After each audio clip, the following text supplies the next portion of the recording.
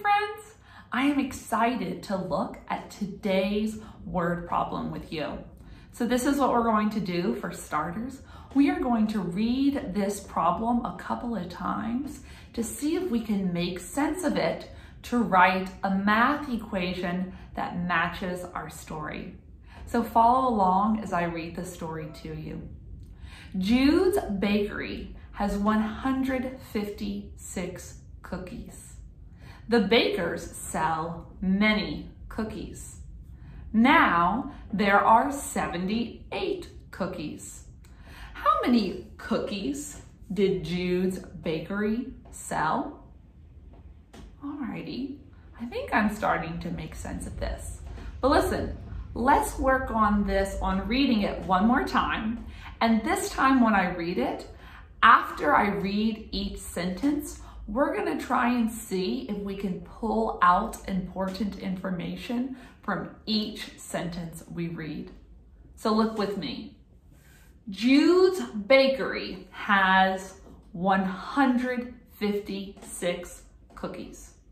So I'm gonna write the number 156, and beneath it, I'm going to write cookies because I know that that is what that number is telling me, that there are 156 cookies. So now let's look at the next sentence. The bakers sell many cookies. The bakers sell many cookies. So let's look at the word sell. If you are selling something, that means that you're getting rid of it. You're giving it away. So if they're selling those cookies and they no longer have those cookies, would that be adding or subtracting? It would be subtracting because they've sold some of those cookies. But here's the thing. They told us that they sold many cookies, but did they tell us how many? No. So I'm going to put a box right here to show that even though they started with 156 cookies, they sold some, but we don't know how many yet. So the next sentence says, now there are 78 cookies. So they had 156 cookies, they sold some, and now there are 78. So beneath here, I'm going to label my 78 as 78 cookies left, because that's what's left over. And I can go back to this label and say, I can say that these are cookies, I can say to start with. You might have phrased it differently, like to begin with. Maybe their total is what they started out today with. And this box right here is, because remember, the bakers sell many cookies. These are the cookies sold. So now let's read our question and see if maybe our math equation will help us answer our question. How many cookies did Jude's Bakery sell? So look, I already have my box labeled as the number of cookies sold. So now that we've got our math equation, can you think what type of strategy might you use to solve this problem? So here's the thing. There are lots of different strategies that we could use, but let's go ahead and look at a number line as a potential strategy. So I'm going to make my number line just like so, and I'm going to write the number 156 on this end, and then over here, I'm going to write the number 78 because I'm starting at 156 over here, and I'm going to subtract some cookies till I get to the 78 cookies that the baker left over. So there are lots of different ways that we could think about this problem, lots of different ways that we could chunk backwards, but I'm going to go ahead and write the number 100 about where I think it is on my number line, because that's a nice friendly number when I'm working in the hundreds. So think, for starters, if you're at 156, how much do you need to subtract to get to your 100?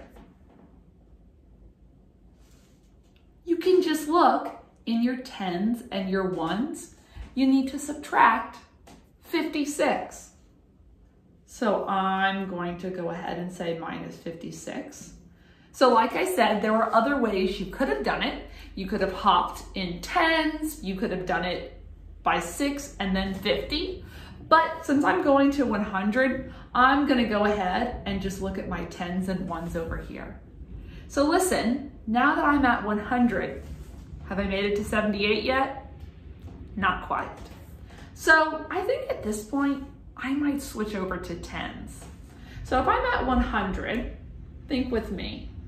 100 minus 10 is, think, if you have 10 tens, that's how much 100 is, and you take away 1, how many tens do you have left? 9 tens, or 90.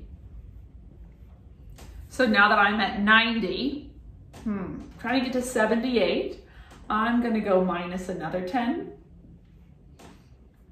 And if you're at 90, 90 minus 10 is 80. So, now that I'm at 80, if I subtract another 10, that would get me all the way to 70. But I want to stop at 78. So I'm gonna think of 2 ways I could think about how to get to 78. I could start at 80 and go back till I get to 78, like 80, 79, 78. How much is that? That's 2. Or what you could even think is, what's 10? 10 minus what is 8? Well, 10 minus 2 is 8. And that's another way I can get to 78, is by thinking about it within 10. So listen, now that I've got my number line, do you guys know where my answer is? It's in my hops, because my blank in my storyline was in the middle. So let's look at this together. I have 56, 10, 10, and 2. So we can go ahead and just add, what's 10 plus 10? 20.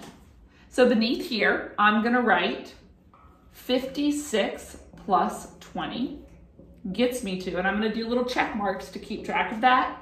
56 plus 20, well, let's think. 50 plus 20 is 70, plus 6 is 76, which means I just have 2 left to add. Now I'm going to add 2 more. So think in your think tank. 76 plus 2 equals 78. So what do you know? Jude's Bakery sold the same number of cookies as the number of cookies they had left over. So this is one strategy that you could use, but we're actually going to turn this board over to see if there's another strategy you could use. So if you just give me one moment, I'm going to swing our board around, and here we go. So my next number set is higher. It's in the hundreds.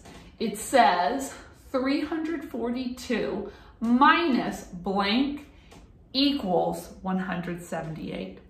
But I want you guys to think back to some of our number talks within 20, where we rearrange our addition and subtraction problems. Now this number sentence matches our story because it shows that we have 352 cookies. We sold some cookies, but we don't know how many we sold. And then finally, we have 178 left. But here's the thing. I can switch my box and my 178, and I could solve it that way too. So I'm gonna rewrite this as 342 minus 178 equals box. Is there anybody over there who likes to use a picture? Let's use a picture to solve this problem together. First things first, I'm going to draw out 342, but I'm also going to be really careful to label my picture. Count with me. 100, 200, 300. Okay, so you could label each of these as 100, or you could have one label as 300. Either's fine. Now I've got my 40, count with me, 10, 20, 30, 40. And it's the same thing. You could label each as 10 or all of them as 40. And then finally, I have 2 ones.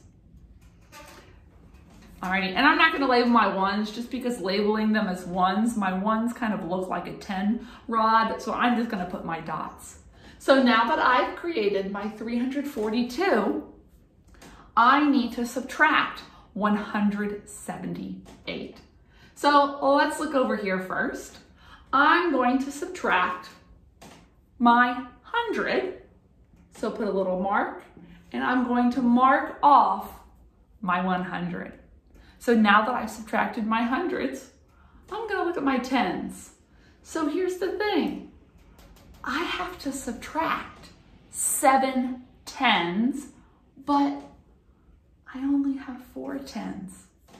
Do you guys know where a hidden 10 is? Somewhere in my picture? You can even point on your screen. Where are there some hidden 10s in my picture? It's in my 100. There are 10 tens in my 100. So I'm gonna mark off my 10 so that I can mark off my 100 so I can decompose my 100 into 10 tens. Count with me. I'm gonna put it over here with the rest of my tens. 10, 20, 30, 40, 50, 60, 70, 80, 90, 100. And I can add my labels to show that these are all tens. Which means that the next thing that I need to do is subtract my 7 tens. Why don't you guys count by tens with me? 10, 20, 30, 40, 50, 60, 70. We're almost done. The last thing that we need to do is subtract 8 ones. But here's the thing. How many ones do I have? 2. I only have 2 ones. Do you guys know where I could get some more ones? Just like we had some hidden tens, there are some hidden ones. Where can I look? My tens. So I'm gonna mark off one of my tens so that I can break up my 10 into 10 ones. Count with me. I already X'd it out, so now let's add 10 in an organized way. 1, 2, 3, 4, 5, 6, 7, 8, 9, 10. And now I need to subtract 8 ones. Count with me. 1, 2, 3, 4, 5, 6, 7, 8. Well, now all I need to do is count up what I have left. I have 100. Now let's look at my tens. 10, 20, 30, 40, 50, 60. And now my ones. 1, 2, 3, 4. What is 100 plus 60 plus 4? 164.